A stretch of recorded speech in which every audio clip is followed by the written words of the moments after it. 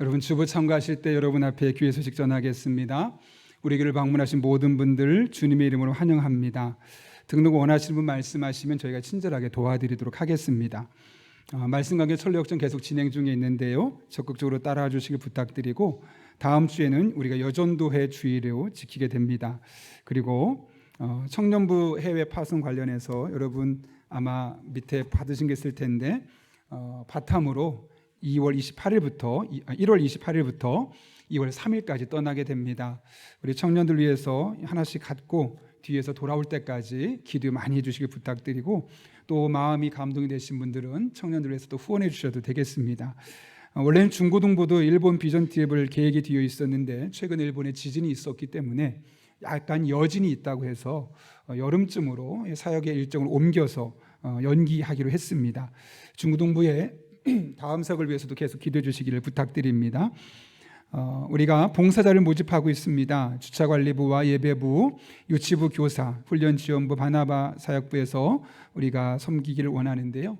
하나님 주신 은사를 따라서 우리가 섬길 때 더 많은 사람이 은혜 받고 예배할 수 있으니 또 마음에 주시는 감동을 따라서 움직이시면 되겠습니다. 오이코스 수정 및 신청 기간입니다. 그동안 오이코스에 아직 들어오지 못한 분들 많이 계실 텐데 이 대예배만 드리고 소그룹에 들어가지 않으면 절대 함께할 수 없는 은혜가 있습니다. 보시면 아시겠지만 2부 예배는 우리 3부보다 더 많은 분들이 지금 모이시고 계신데 그분들과 교류도 아예 없지 않겠습니까? 그래서 이 소그룹에 들어가서 함께 서로 교제하고 또 마음을 나누고 기도 제목 나누는 게 정말 인생을 살아가는 데 큰 도움이 됩니다. 그러니 보시면서 기도하시고 참고해 주실 때 부부로 계신 분은 가능한 한 부부로 들어가시길 원하고 또 여성이나 남성 혼자 모일 수밖에 없는 분들은 혼자, 그래서 2개, 3개 모이지 말고 가능한 하나씩만 하시는 것이 좀 원활하게 시간을 할애하면서 모임할 수 있으니까 꼭 그렇게 해주시면 되겠습니다. 2024년 상반기 훈련과정 모집 중에 있는데요. 그 외에도 계속해서 강의가 만들어질 터인데 적극적으로 참여하시면 되겠습니다. 동절 기간 동안 2층 옆에 오는 계단은 사용을 잠깐 제한하려고 합니다. 혹여나 넘어져서 다치는 분이 있을 수 있기 때문에 낙상 사고를 방지하기 위해서 저희가 잠깐 동안 앞에 칸막이를 막아놓으면 그쪽은 출입하지 않으시면 되겠습니다. 해마다 연초에 하는 이야기인데요. 우리가 건강한 교회 생활을 위해서 몇 가지 여러분에게 부탁드립니다. 교회 안에서 상업 활동을 하거나 특별히 개개인의 금전 거래를 하거나 또 검증되지 않은 곳에 외부 성경 공부를 하면서 우리의 신앙을 흔드는 그런 일이 없었으면 합니다. 혹여나 유튜브를 보더라도 우리 목회자에게 꼭 확인을 해서 들어도 괜찮은지 아닌지 그럴듯해서 우리가 잘 몰라서 신앙을 잃어버린 경우가 참 많습니다. 그래서 우리의 이 일련의 신앙을 서로 잘 세워가기 위해서 그런 몇 가지 사항을 잘 지켜주시면 감사하겠습니다. 재직회 안내입니다. 오늘 오후 3부 예배 후에 재직회가 있는데 예결산과 부목사 연임 청원 건입니다. 참고로 3부 예배 끝나고 한 10분 정도 후에 시작하려고 하니까요. 인사하고 나서 그때 모이시면 되겠습니다. 성지순례팀 모임이 1월 28일 주일 3부 예배 후에 대예비실에서 있습니다. 조명희 집사님 가정에 하나님께서 또 지난 주간에 장례식이 있었고 장례 위로 감사로 사랑의 성미를 드렸습니다. 전령 어려운 이웃을 섬기는 데 사용하도록 하겠습니다. 그리고 우리에게 반계민 협동 목사님의 아내 되시는 이경아 사모님의 아버지께서 지난 주간에 부르심을 받았고 오늘은 그 시골에 있는 그 지역교회를 섬기고 이 주중에 올라오시기로 되어 있습니다. 또 이 시기를 잘 이겨낼 수 있도록 기대해 주시기를 부탁드립니다. 마지막 하나 여러분에게 안내해드릴 내용이 있는데요. 저희 교회 25인승 버스가 부품 수급이나 여러 가지 문제가 있어서 지난해 저희가 판매를 했고 한 2달 정도 되면 차가 들어올 수 있다라고 해서 그렇게 진행을 했는데 예상과 다르게 차량 입고가 너무 많이 늦어져서 25인승이 없어서 불편한 시간을 보내셨을 거라 생각합니다. 그 부분에 대해서 죄송하게 생각하고 또 한 가지 봉고차가 하나가 더 흰색이 있었는데 12인승 스타렉스가 최근에 화재가 발생해서 폐차를 하게 되었습니다. 그래서 이제 새로운 차로 15인승 솔라티를 저희가 또 신청을 했는데 그 또한 최소한 2개월 이상이 걸린다고 합니다. 그래서 여러분들이 그동안 차량이 2개가 있던 게 없어져서 많이 불편할 수도 있는데 우리 공대식 장로님께서 개인 차량으로 많이 섬겨주셨고 또 지입 차량 등을 우리가 이용하게 됩니다. 꼭 우리 교회 이름이 없어도 안 붙어 있어도 부담 갖지 말고 편안하게 이용하시면서 새로운 차가 오실 때까지 조금만 여러분 불편함을 감내해 주셨으면 좋겠고 미리 설명드리지 못한 부분에 대해서는 제가 죄송하게 생각합니다. 예, 더 자세한 강은 주부를 참고해 주시고요. 우리 함께 기도하고 하나님 말씀 나누겠습니다. 거룩하신 아버지 하나님, 주일 예배를 드리되 오늘 말씀을 들을 수 있는 귀한 시간 주신 것 진심으로 감사를 드립니다. 말씀 듣는 이 시간 우리의 마음의 문을 활짝 열어주시고 성령 하나님, 선포되는 말씀이 내게 주시는 말씀으로 들려지게 하시고 이 말씀 붙들고 이 한 주도 믿음으로 승리하는 우리 용인영락교회 성도들 되게 하여 주옵소서. 예수님의 이름으로 기도하옵나이다. 아멘. 자, 이제 앞뒤 좌우분에게 한번 웃으면서 미소 연습을 하시고 이렇게 인사하겠습니다. 표를 따라서 하늘의 복을 받아 세상의 복이 됩시다. 인사하겠습니다. 적어도 3명, 4명 인사합니다.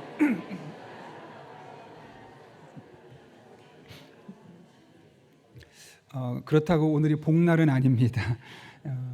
제가 아내와 결혼하기 전에 약간 서로 길이 어긋나서 다퉜던 적이 있습니다. 그날 아내가 저와 함께 그 집 근처 공원에서 만나기로 했는데 제가 시간보다 일찍 도착했고 마침 아내는 지하철역에서 오는 그런 과정이어서 제 마음속에 내가 먼저 도착했으니까 혹시 아내가 오기 전에 올 길을 예측을 해서 먼저 가서 기다리면 좋아하겠지, 그런 마음에 설레는 마음으로 갔어요. 근데 아내가 안 보이는 거예요.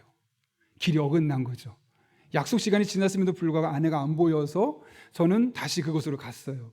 갔는데 또 아내가 안 보이는 거예요. 왜냐하면 약속 시간까지 아내가 왔는데 제가 없으니까 아내도 저를 찾아 나선 거예요. 그래서 서로 이리 가고 저리 가고 처음에는 좋은 마음으로 내가 놀래켜 줘야지, 기분 좋게 해야지 했다가 싸웠어요. 그날 아내랑 한 가지 합의를 했어요. 뭐냐면 어디가 되었든 약속했으면 안 보여도 끝까지 거기 있자. 그러면 뭐 그 시간 1시간이 됐든 2시간이 됐든 거기서 만나지 않겠느냐. 실제로 그 뒤에도 그런 비슷한 케이스가 있었는데 제가 딱 버티고 있었죠. 아내를 만났고 시간 낭비하지 않고 쉽게 만날 수 있었고 감정 손해 없이 즐거운 시간을 보냈던 기억이 있습니다. 제가 아내를 찾아갔던 것은 너무 선한 의도였고 제 방법으로 보기에 이렇게 하면 아내가 더 좋아할 거야 라고 생각했어요.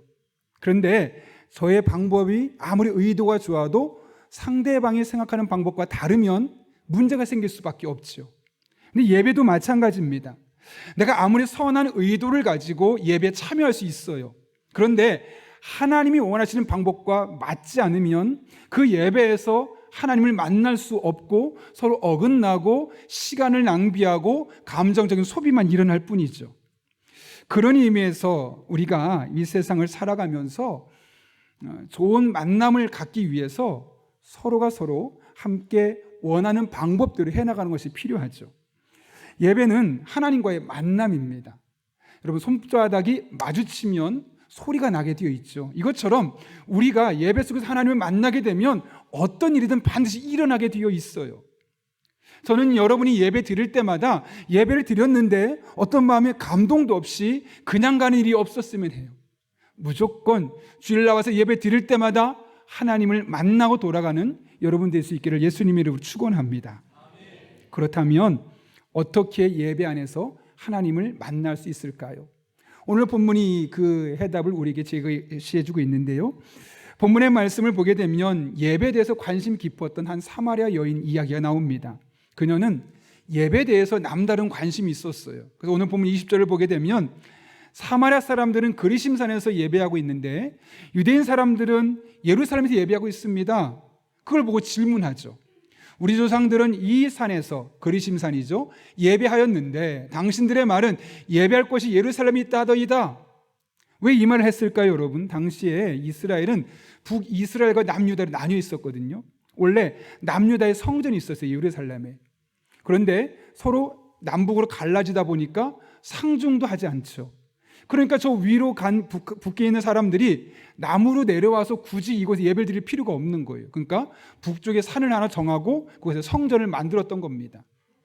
그래서 그녀가 지금 이런 상황에서 말하는 거예요. 예수님에게 도대체 원래 남쪽의 사람들이 지내는 그 예루살렘에서 예배드리는 게 좋은 겁니까? 아니면 우리 북에 있는 사람들이 지내는 저 사마리아에 있는 그리심산에서 드리는 예배가 좋은 예배입니까? 묻는 거죠. 근데 그렇게 물은 질문에 대해서 예수님 뭐라고 말씀하십니까? 오늘 본문 21절을 보면 이렇게 말해요. 예수께서 이르시되 여자여 내 말을 믿으라. 이 산에서도 말고 예루살렘에서도 말고 너희가 아버지께 예배할 때가 이르리라. 무슨 말이에요? 장소는 그렇게 중요하지 않다는 거예요. 예루살렘이 더 오래됐고 사마리아가 오래되지 않은 거, 오래됐느냐 그렇지 않느냐, 크냐 작느냐, 그거 그렇게 중요하지 않다는 거죠. 그러면 예수님께서 중요하게 여기는 것이 무엇일까요? 오늘 본문 23절 같이 한번 읽어볼까요? 시작. 아버지께 참되게 예배하는 자들은 아버지께서는 자기에게 이렇게 예배하는 자들을 찾으시느니라. 아멘. 여기 잘 보면 참되게와 이렇게가 아주 중요한 키워드죠. 주님께서 원하시는 것은 뭐예요? 참되게 예배하는 거예요. 그리고 이렇게, 즉 참되게 예배하는 자들을 주님께서 찾고 계시다고 분명히 말씀하고 있는 것이죠. 그래서 주님은 예배 시간에 온 사람들 중에 다 만날 수가 없는 이유는 참되게 예배하는 자를 찾고 계시고 참되게 예배하는 자들만 주님을 만날 수 있다는 겁니다. 그렇다면 여러분, 우리는 어떻게 해야 될까요? 매번 드리는 예배가 형식적인 예배, 어쩔 수 없이 드리는 예배가 아니라 성경에서 말하는 참된 예배가 되어야겠죠. 우리 예배가 참된 예배가 되면 그 예배가 어떤 장소에 있든 얼마나 많은 사람이 있든 중요하지 않습니다. 반드시 그 예배를 통해 하나님을 만나게 되어 있다는 겁니다. 그리고 주님은 그런 예배자를 찾고 있다는 거죠. 여러분, 그렇다면 참되게 예배하는 자들을 찾고 계시고 그 참되게 예배하는 자들을 만나주시는데 어떻게 하면 우리는 참된 예배를 드릴 수 있을까요? 첫 번째로는 성령 충만함으로 예배하는 겁니다. 오늘 본문 24절 말씀 보게 되면 예수님께서 이렇게 말씀하시죠. 하나님은 영이시니 예배하는 자가 영과 진리로 예배할지니라. 여기 보면 영으로 예배할지니라 라는 말로 바꿀 수 있는 거예요. 그러니까 예수님께서 뭐라고 말씀하시면 우리라고 하여금 영으로 예배하라 라고 말하는데, 원어나 영어 성경 보게 되면 영은 성령을 말하고 in spirit으로 돼 있죠. 성령 안에서 예배하라. 다시 말하면 우리로 하여금 성령 충만한 영적인 상태를 만든 뒤에 하나님 앞에 나와 예배드려야 한다라고 말씀하고 있는 겁니다. 여러분, 왜 우리가 성령 충만한 상태에서 예배를 드려야 할까요? 하나님은 영이시니까요. 우리는 물질 세계를 살고 있고 우리 몸은 물질로 이루어진, 육체로 이루어진 존재들입니다. 그래서 우리 자연인의 상태로는 영이신 하나님을 만날 수가 없는 거예요. 그러니까 우리가 하나님 만나려면, 영이신 하나님 만나려면 우리가 영적으로 충만하고 성령으로 충만할 때 그 영이 영이신 하나님 만나게 되어서 예배 가운데 하나님을 만나게 되는 거죠. 우리가 성령 충만하지 않으면 그 자연인의 모습 그대로 와서는 우리의 육체를 가지고 하나님 만날 수 없는 겁니다. 그래서 말하는 겁니다. 하나님은 영이시니까 내가 정말 참되게 예배하길 원한다면 영 안에서, 성령 안에서 성령 충만한 가운데 예배하라 라고 우리에게 말씀하고 있는 것이죠. 그래서 여러분, 우리가 성령 충만하면 그 예배에서 우리를 만나주신 하나님을 통해서 우리 삶에 놀라운 은혜들을 경험하게 되는 겁니다. 혹시 여러분 예배 드리면서 이런 거 경험해 본 적이 있습니까? 평소와 똑같은 예배예요. 다르지 않은 예배인데 어느 날 갑자기 십자가를 바라보는데 그 십자가에서 못 박히신 주님이 마음에 확 와닿아요. 그래, 저분이 나를 위해 십자가에 못 박혀 죽으셨지, 내가 뭐라고? 어느 날 그렇게 다가오는 겁니다. 그리고 평상시에 늘 부르던 찬송 뭐 그렇게 감동이 없었는데 어느 날은 가슴이 울컥하고 뜨거워지고 눈물이 나고 그 찬양 가사 하나하나가 마치 영화의 한 장면처럼 예수님이 하신 일들이 쫙 내 앞에 펼쳐지는 그런 경험을 해보셨습니까? 저는 의도한 것은 아닌데 늘 듣던 스타일의 말씀, 늘 듣던 목사님의 말씀인데 어느 날 그 말씀이 내 가슴을 뭉클하게 만들고 별거 아닌 것 같은 내 마음에 위로가 되고 힘이 되고 마치 하나님이 내가 지금 너한테 하는 말이야, 꼭 들어라 라는 말씀처럼 들려지는 경험이 있으셨습니까? 도대체 무엇이, 누가 이런 일을 할 수 있겠습니까? 비싼 오르간을 갖다 놓으면 그런 일들이 생길까요? 다 성악을 전공한 전공자들 채워놓으면, 그래서 음악 소리가 엄청 크고 멋진 음악 가락을 주면 그 찬송 가사가 우리 마음에 감동할까요? 고성능의 앰프와 스피커가 있으면 그것 때문에 우리 마음에 뜨거워지고 하나님의 은혜를 경험할 수 있을까요? 이름만 들어도 알 수 있는 유명한 설교자가 와서 말씀을 전하면 그런 마음에 감동이 있을까요? 물론 이런 것들의 역할을 아주 부인할 수는 없습니다. 그러나 이 모든 일을 가능하게 하는 분은 전적으로 성령 하나님이십니다. 우리의 영혼을 만지고 상한 영혼을 치유하고 평범할 수밖에 없는 그 예배를 평범하지 않게 만드시는 분은 성령 하나님밖에 없어요. 여러분, 그런 의미에서 만약 우리가 성령 충만하지 않고 우리 예배 성령의 이 이끄심이 없다면 우리 예배가 어떻게 될 것 같습니까? 예배는 드리는데 아무런 감동이 없어요. 기쁨도 없어요. 마음에 깨달음도 없어요. 가슴에 다가오는 것도 없어요. 그럼 당연히 치유가 없겠죠. 회복이 없겠죠. 회개가 없겠죠. 돌이킴이 없겠죠. 미래에 대한 소망도 없겠죠. 그냥 좌절하고 낙심하고 내가 왜 굳이 또 예배를 드리러 왔을까? 시간 낭비처럼 느껴지겠죠. 그리고 결과 우리는 그렇게 예배를 드린 것처럼 보이지만 예배를 구경하고 나가는 사람이 될 것이고 결국은 또 삶의 현장에서 실패를 맛볼 수밖에 없는 겁니다. 그것은 하나님을 만난 것이 아니라 예배에 참여했다 가는 것밖에 안 되는 겁니다. 그래서 우리는 어떻게 하든 성령 충만한 가운데, 성령 충만한 영적인 상태를 만든 가운데 하나님 앞에 나와 예배 드려야 합니다. 예배 시간에 맞게 어쩔 수 없이 가까스로 와서 예배 드리는 것이 아니라 먼저 와서 하나님, 저 오늘 하나님 만나고 싶어요. 저 힘들어요. 외로워요.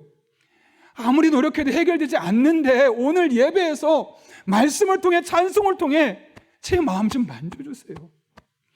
문제 해결되지 않아도 괜찮아요. 그냥 제 마음 만져주시고 소망이라도 품게 해주세요.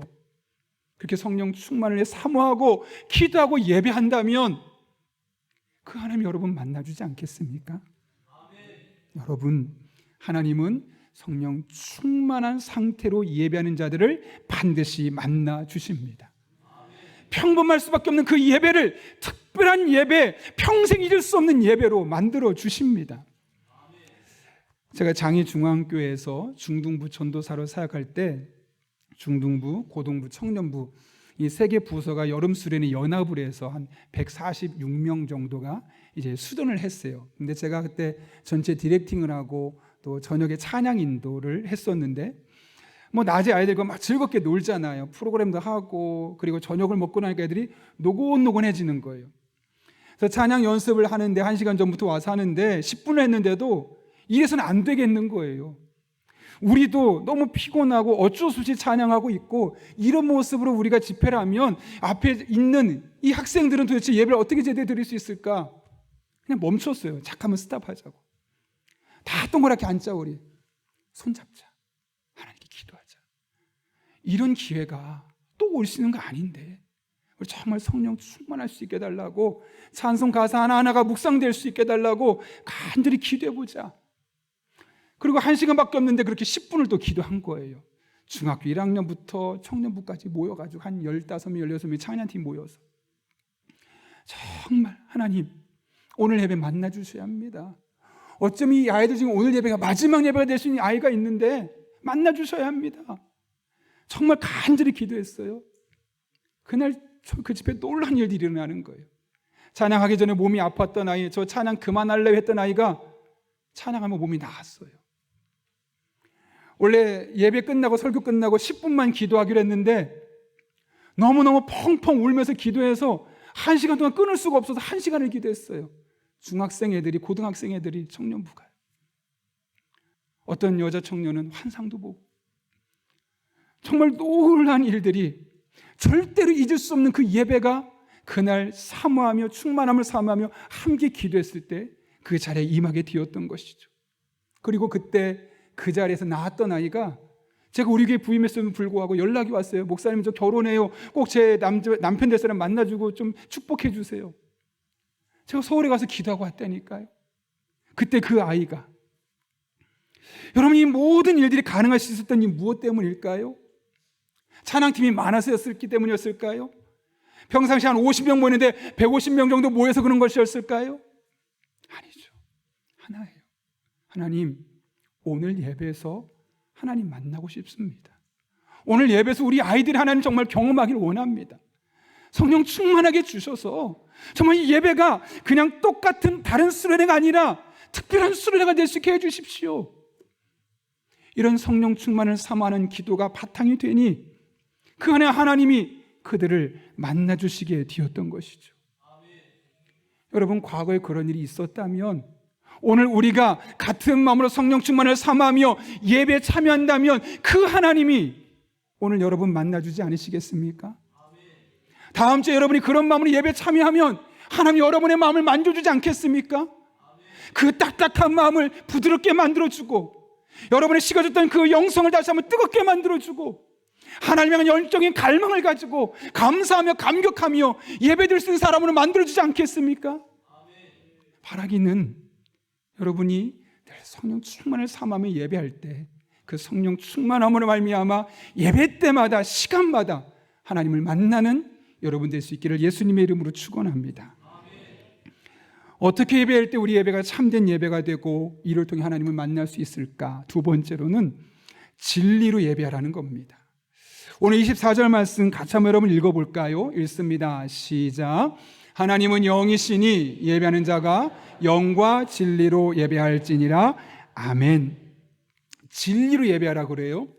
진리가 무엇이냐? 영어 성경 보면 in truth, 왜요? 진리의 말씀 안에서, 이런 뜻을 갖고 있어요. 이게 무슨 말이냐면 예배를 드릴 때 진리의 말씀이 선포될 때 그 말씀에 반응하며 예배드리면 그 예배를 하나님이 기뻐 받으시고 우리를 만나주시겠다고 말씀하고 있는 것이죠. 여러분, 예배에서 하나님과의 만남은 구체적으로 다양하게 나옵니다. 때로는 찬양을 통해서, 어떤 사람이 기도를 통해서, 그런데 어떤 때는, 대부분의 많은 경우는 그날 선포되는 말씀을 통해 하나님께서 우리를 만나주시는 거예요. 그래서 어떤 신학자는 이런 말을 했어요. 예배에 대해서 선포되는 하나님의 말씀은 하나님과의 만남을 주선하는 다리가 된다. 그러니까 하나님의 말씀을 붙들고 그 말씀을 따라 하나님을 바라보게 될 때 그 말씀이 하나님과 나를 만나게 하는 다리 역할을 감당하게 되어 있다는 거죠. 과거에는 구약 세계는 보게 되면 하나님이 직접 나타나셔서 직접 말씀하셨어요. 때로는 꿈으로, 때로는 환상으로, 때로는 동물들로. 그런데 점점 계시가 발전해 나가면서 어떤 일이 생기냐면 선지자를 세우세요. 그리고 그 선지자를 통해서 어떻게 살아야 할지를 말씀해 주는 거예요. 그렇게 하면 안 돼, 이렇게 해야 돼. 계속해서 선지자를 통해서 하나님께서 말씀해 주셨죠. 그것이 오늘날에 이르러서는 많은 경우 예배에서 선포되는 목회자의 설교를 통해서 하나님께서 우리에게 말씀하시는 거예요. 이렇게 살아야 합니다. 이것이 하나님의 뜻입니다. 이 안에 하나님의 은혜가 예비되어 있습니다. 그렇게 하나님의 말씀이 목회자의 설교를 통해 선포되는 겁니다.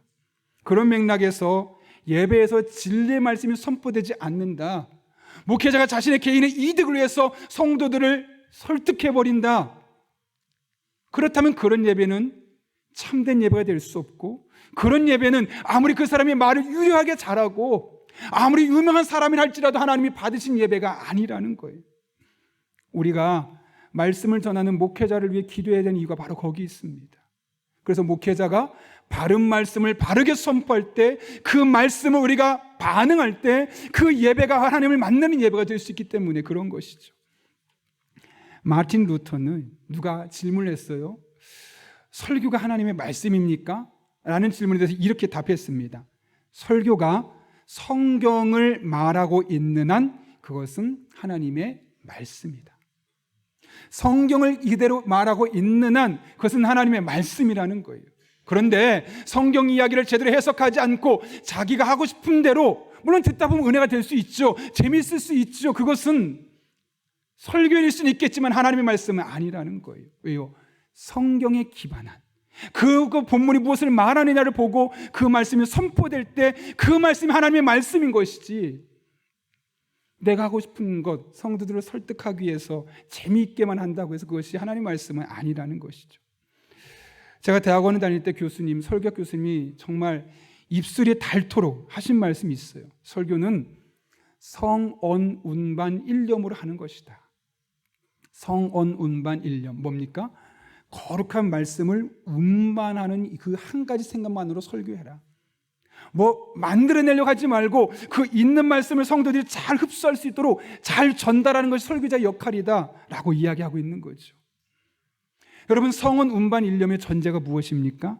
성경은 하나님의 말씀이라는 것이고, 설교는 목회자가 그 하나님의 말씀을 성도들에게 잘 갖다 운반시켜주는 것이라는 것을 분명하게 말하는 거죠. 여러분, 설교가 무엇입니까? 하나님의 말씀을 통해, 그래서 하나님이 드러나야 되는 겁니다. 성경 말씀을 통해 하나님의 마음이 드러나고, 하나님의 생각이 드러나고, 하나님의 뜻이 드러나고, 하나님의 사랑이 드러나게 하는 것, 그것이 바로 설교 말씀 아니겠습니까? 그럴 때 그 말씀은 하나님의 말씀이 되는 겁니다. 청교도들이 그런 얘기를 했어요. 예배지간에 하나님의 음성을 듣는다, 하나님의 말씀 듣는다라는 것은 거의 설교를 지칭했던 거였습니다. 그래서 그 당시에 이 청교도 목회자들이 안수를 받을 때 어떤 일을 했냐면, 나는 평생 설교가 나의 인생의 가장 중요한 직무다. 신방도 할 수 있고 장례식도 갈 수 있고 여러 가지 일들을 할 수 있지 않겠습니까? 근데 가장 중요한 것은 바로 설교다라고 생각했다는 거예요. 왜요? 거룩한 말씀을 누군가 성도들에게 잘 옮겨주어야지만 성도들이 그 말씀을 통해 하나님을 만날 수 있으니까요. 그래서 그 목회자가 안수를 받고 나서 교회를 부임하게 되면 그곳에서 와서 성도들에게 서약을 받았어요. 우리가 이제부터는 우리 교회 목사님이 선포하는 순수한 말씀에 열심을 품고 귀를 기울이겠습니다. 서약했어요. 누구를 위해서일까요? 목사를 위해서일까요? 아니죠. 그 진리의 말씀에 반응하는 성도를 위해서입니다. 사도 바울은 고린도서 1장에서 예배 시간에 우리가 하나님의 말씀 들을 때 어떻게 반응해야 할지에 대해서 이렇게 이야기해요. 한번 여러분 같이 읽어볼까요? 세 번역인데 읽겠습니다. 시작. 하나님의 모든 약속은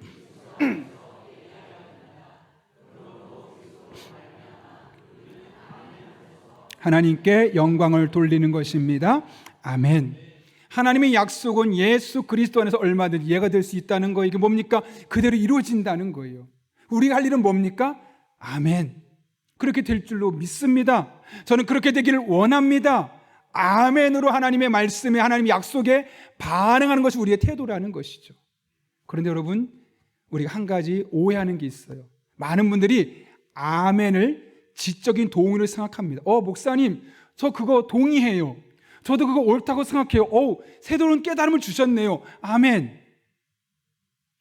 여러분, 아멘은 지적인 동의가 아닙니다.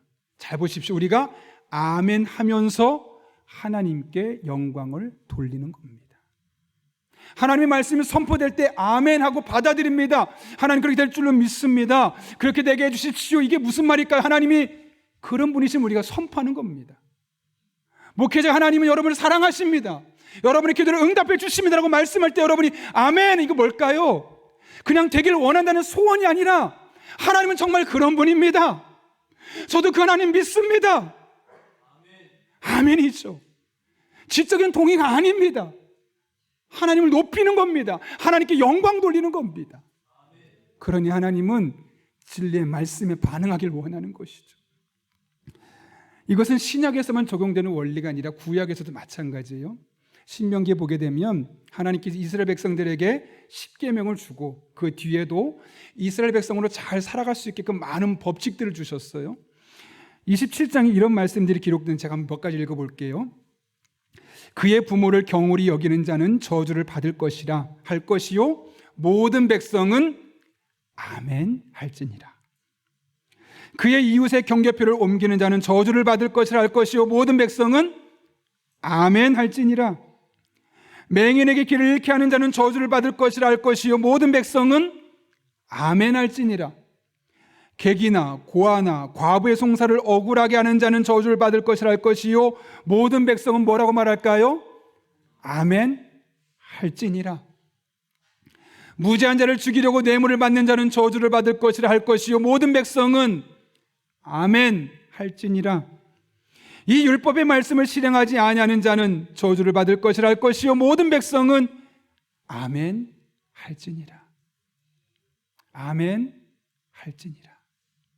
하나님의 말씀이 선포될 때 아멘, 지적인 동의가 아니라 하나님 그렇습니다, 하나님 그런 분입니다, 그 하나님 내가 만나길 원합니다, 저의 삶에 은혜 베풀어 주십시오, 이 자체가 하나님께 영광 돌리는 거예요. 목사에게 해주는 게 아닙니다. 아멘은 그 순간 하나님께 영광을 돌리는 겁니다. 아멘이십니까? 예, 그게 바로 하나님께 영광 돌리는 겁니다, 여러분.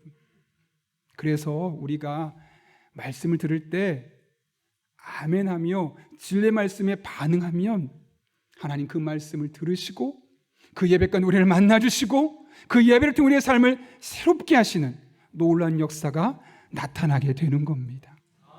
하나님 말씀을 들을 때마다 아멘, 아멘으로 하나님께 영광 돌리는 저와 여러분 될 수 있기를 예수님의 이름으로 축복합니다. 말씀을 마치며 한 가지만 이야기를 나누려고 하는데요, 제가 최근까지 예배를 드릴 때마다 늘 저의 머릿속을 지배했던 생각이 있어요. 오늘 설교 잘해야 되는데, 오늘 성도님들이 설교를 통해 은혜 받아야 되는데, 그래서 계속 예배 시작부터 계속 설교를 갖고 생각하고 기도했어요. 예배 끝나고 나서 반응이 좀 괜찮은 것 같으면 다행이다, 조금 예전 같지 않다 그러면 그냥 찜찜하게 예배를 끝났어요. 잘 돌아보니까 제가 한 사람의 예배자가 뒤에 있는 것이 아니라 설교자가 뒤에 있더라고요. 그래서 예배를 드리는데 목사인데 딴 생각만 하고 있는 거예요. 저도 모르게 저를 드러내기 위해서 설교 못하는 목사가 되고 싶지 않아서, 그래서 하나님 설교 잘하게 해주십시오, 은혜 받게 해주십시오, 겉으로는 그렇게 얘기했지만 실상을 돌아보니까 내가 창피함 당하지 않게 해주시고 부끄러움 당하지 않게 해주십시오, 그런 모습이었더라고요. 설교 끝나고 나서도 하나님을 예배해야 되는데 저도 모르게 오늘 설교 이상했어, 좀 부족했어, 실수했어, 하나님을 예배하고 있지 않더라고요. 제가 한 목사님 책을 읽으면서 그래, 나는 설교자이기 이전에 하나님께 예배자지, 내가 왜 할 때마다 자꾸 설교자로 서려고 하는 걸까? 한 사람의 예배자로 서야 되는 거 아닐까? 그래서 오늘 일부 예배 때 정말 집중해서 하나님 앞에 예배자가 될 수 있게 날 기도했어요. 너무너무 감격스러웠어요. 2부 예배가 되니까 약간 긴장이 풀렸던 것 같아요. 이 생각 저 생각 또 막 나기 시작해요. 계속 다시 하나님 안 됩니다, 오늘만큼 제가 한 사람이 예배자로 세워지길 원합니다, 다 잊어버리겠습니다, 설교도 생각 안 하겠습니다, 그냥 순서 다가온 하나님께 집중하며 한 사람이 예배자로 서겠습니다. 그러니까 2부 때 다시 하나님을 바라볼 수 있게 되고 다시 또 깊은 예배를 경험할 수 있게 되는 것이죠. 어느 날부터 내가 예배자가 아니라 예배를 인도하고 설교하는 사람으로 전락해버렸구나, 설교하면서 예배에서 하나님을 높여야 되는데 내 설교를 도와주셔서 하나님을 나를 도와주는 존재로 전락시켰구나, 막 그런 마음이 드는 거예요. 그래서 기도를 바꿨어요. 하나님, 저 이제는 주일마다 한 사람의 예배자가 되기를 원합니다. 여러분은 지금까지 어떻게 예배하셨습니까? 안 드리면 어쩔 수 없으니까, 드려야 하니까, 겁나니까? 아니요. 하나님이 찾으시는 그 한 사람, 그 예배자가 될 수 있기를 바랍니다. 하나님 반드시 여러분 만나 주실 것입니다. 여러분의 상처나고 찢겨진 마음 말씀을 통해 위로해 주실 것이고, 찬송을 통해 힘을 주실 것이고, 다시 일어서서 다시 살아갈 용기가 여러분 한 분 한 분의 마음속에 예배를 통해 경험될 것입니다. 올 한 해 저도 그렇게, 저도 여러분도 하나님 앞에 한 사람의 온전한 예배자, 하나님이 찾으시는 예배자가 될 수 있기를 예수님의 이름으로 축복합니다. 함께 기도하겠습니다. 이 시간 기도할 때 한 1분 정도만 기도할게요. 하나님, 저 하나님 만나고 싶어요. 너무 외롭습니다. 힘듭니다. 아무도 나에게 힘이 안 됩니다. 그러나 예배를 통해, 찬송을 통해, 말씀을 통해 하나님 만나고 싶습니다. 그래서 예배를 통해 나를 찾아오신 하나님, 그 한 사람, 그 예배자가 될 수 있게 해주시고, 그 하나님 만나서 삶의 고뇌와 문제들, 답답한 현실들에 넘어지지 않게 하시고 일어서서 다시 하나님 앞에 영광 돌리며 승리를 쟁취하는 믿음의 사람 되게 하여 주옵소서. 우리는 기도 제목까지 한 1분 정도입니다. 사모하는 마음으로 함께 기도하겠습니다. 거룩하신 아버지 하나님, 오늘도 우리를 주님 전에 불러주셔서 하나님의 찾으신 예배자가 어떤 존재인지를 깨닫게 도와주시고 우리가 그런 마음을 갖게 하신 것 진심으로 감사를 드립니다. 성령 충만하게 준비된 예배자 되게 도와주시고 하나님의 말씀에 아멘 반응하며 하나님 앞에 영광을 얻을 수 있는 믿음의 사람들 되게 도와주시고, 그렇게 예배 때마다 하나님 만나고 예배 때마다 우리의 삶이 새로워지고 가치관이 달라지고 삶의 희망을 발견할 수 있는 우리 성도들 되게 하여 주옵소서. 그래서 세상은 점점 어려워지지만, 세상은 점점 우리를 힘겹게 몰아갔지만 넘어지지 않게 하시고 좌절하지 않게 하시고 다시 일어서게 하시고 하나님 앞에 영광을 얻을 수 있는 믿음의 사람들 되게 하여 주옵소서. 그렇게 우리 성도들에게 복을 더하여 주시고 은혜와 능력으로 친히 역사하여 주옵소서.